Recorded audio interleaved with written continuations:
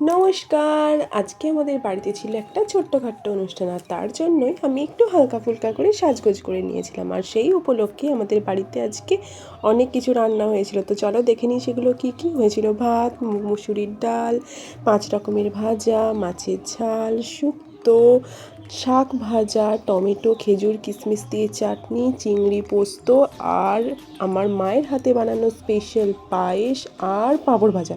উফ, আরও আছে।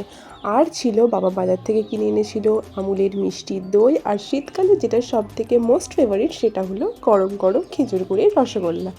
আর হ্যাঁ, এতক্ষণে নিশ্চয়ই তোমরা সকলেই বুঝে গেছো যে এটা ছিল একটা ছোট্ট জন্মদিনের অনুষ্ঠান। আর জন্মদিনটা ছিল আমার বোনের, আর তার জন্য আমার মা ওকে প্রথমে ফুল স্নান জল দিয়ে দিচ্ছিল, তারপর আমার বাবা আমাদের সাথে একটু হাসি মজা করছিল।